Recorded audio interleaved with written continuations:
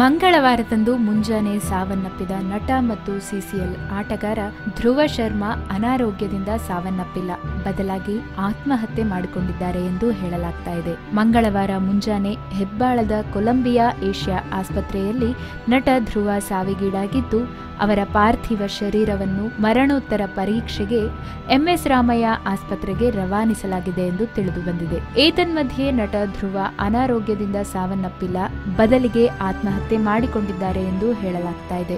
ಈ ಬಗ್ಗೆ ಸ್ವತಃ ಅವರ ತಂದೆ ಸುರೇಶ್ ಶರ್ಮಾ ಅವರು ಇಂದು ಬೆಳಿಗ್ಗೆ ರಾಜಾನುಕುಂಟೆ ಪೊಲೀಸ್ ಠಾಣೆಯಲ್ಲಿ ದೂರು ದಾಖಲಿಸಿದ್ದು, ದೂರಿನಲ್ಲಿ ಸಾಲ ಬಾಧೆಯಿಂದ ಧ್ರುವ ಆತ್ಮಹತ್ಯೆ ಮಾಡಿಕೊಂಡಿದ್ದಾರೆ ಎಂದು ಹೇಳಲಾಗಿದೆ. ಕೌಟುಂಬಿಕ ಕಲಹ, ತಮ್ಮ ಒಡೆತನದ ಕಂಪನಿಯಲ್ಲಿ ನಷ್ಟ ಮತ್ತು ಸಾಲದ ಬಾಧೆಯಿಂದ ಧ್ರುವ ಶರ್ಮಾ ಅವರು ಆತ್ಮಹತ್ಯೆಗೆ ಶರಣಾಗಿದ್ದಾರೆ ಎಂದು ದೂರಿನಲ್ಲಿ ಹೇಳಿಕೊಂಡಿರುವ ಬಗ್ಗೆ ವರದಿಯಾಗಿದೆ. ಮೂಲಗಳ ಪ್ರಕಾರ ಮಾನಸಿಕವಾಗಿ ತೀವ್ರವಾಗಿ ನೊಂದಿದ್ದ ಧ್ರುವ ಕಳೆದ ಜುಲೈ 29ರಂದು ವಿಷ ಸೇವಿಸಿದ್ದರು. ಆ ಬಳಿಕ ಅವರನ್ನು ಹೆಬ್ಬಾಳದಲ್ಲಿರುವ ಕೊಲಂಬಿಯಾ ಆಸ್ಪತ್ರೆಗೆ ದಾಖಲಿಸಿ ಚಿಕಿತ್ಸೆ ನೀಡಲಾಗ್ತಾ ಇತ್ತು. ಆದರೆ ಇಂದು ಚಿಕಿತ್ಸೆಗೆ ಸ್ಪಂದಿಸದೆ ಸೋಮವಾರ ರಾತ್ರಿ ಧ್ರುವ ಶರ್ಮಾ ಸಾವನ್ನಪ್ಪಿದ್ದಾರೆ ಎಂದು ತಿಳಿದುಬಂದಿದೆ. ಧ್ರುವ ಶರ್ಮಾ ಅವರ ಮೃತದೇಹ ಸಂಪೂರ್ಣವಾಗಿ ನೀಲಿ ಬಣ್ಣಕ್ಕೆ ತಿರುಗಿರುವುದಾಗಿ ಮಾಧ್ಯಮಗಳಲ್ಲಿ ವರದಿಯಾಗಿದ್ದು, ಮರಣೋತ್ತರ ಪರೀಕ್ಷೆ ನಡೆಸಲಾಗಿದೆ. ಅದರಿಂದ ಅವರದು ಸಹಜ ಸಾವಲ್ಲ, ಆತ್ಮಹತ್ಯೆ ಎಂದು ತಿಳಿದುಬಂದಿದೆ. ನಟ ಧ್ರುವ ಶರ್ಮಾ ಅವರ ಆತ್ಮಕ್ಕೆ ದೇವರು ಶಾಂತಿ ನೀಡಲಿ ಎಂದು ಕೋರೋಣ.